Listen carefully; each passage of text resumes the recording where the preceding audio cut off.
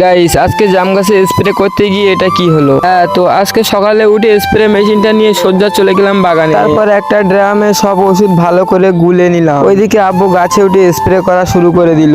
বন্ধুরা তোমরা তো দেখো গাছে উঠে স্প্রে করা জাম পাড়া কতটা কষ্টের কাজ। এত কষ্টের পরেও দেখো আমাদের জামগুলোতে কেমন ফোটা ফোটা দাগ পড়ে গেছে। যাই হোক আশা করছি স্প্রে করার পর এবারে সব ঠিক হয়ে যাবে। সব শেষে স্প্রে করা শেষ হলে মেশিনগুলো নিয়ে বাড়ির দিকে রওনা দিলাম। বাড়ি এসে দেখি আম্মু গরম গরম বিরিয়ানি রান্না করছে। তখনই শুনলাম আজকে আমাদের বাড়ি খালু আব্বা আর বাকি সব আত্মীয় স্বজন আসবে। আমি আর বেশি কথা না বাড়িয়ে ঝটপট গোসল সেরে আজকে দুপুরে খাওয়াটা বিরিয়ানি দিয়ে কমপ্লিট করলাম। আর গাইস আজকে বিরিয়ানি ধামাকা কার কার ভালো লেগেছে কমেন্ট করে জানান। গাইস আজকে জাম গাছে স্প্রে করতে গিয়ে এটা কি হলো।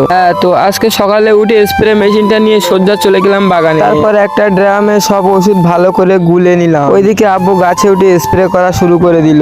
বন্ধুরা তোমরা তো দেখো গাছে উঠে স্প্রে করা জাম পাড়া কতটা কষ্টের কাজ। এত কষ্টের পরেও দেখো আমাদের জামগুলোতে কেমন ফোটা ফোটা দাগ পড়ে গেছে। যাই হোক আশা করছি স্প্রে করার পর এবারে সব ঠিক হয়ে যাবে। সব শেষে স্প্রে করা শেষ হলে মেশিনগুলো নিয়ে বাড়ির দিকে রওনা দিলাম। বাড়ি এসে দেখি আম্মু গরম গরম বিরিয়ানি রান্না করছে। তখনই শুনলাম আজকে আমাদের বাড়ি খালু আব্বা আর বাকি সব আত্মীয় স্বজন আসবে। আমি আর বেশি কথা না বাড়িয়ে ঝটপট গোসল সেরে আজকে দুপুরে খাওয়াটা বিরিয়ানি দিয়ে কমপ্লিট করলাম। আর গাইস আজকে বিরিয়ানি ধামাকা কার কার ভালো লেগেছে কমেন্ট করে জানান।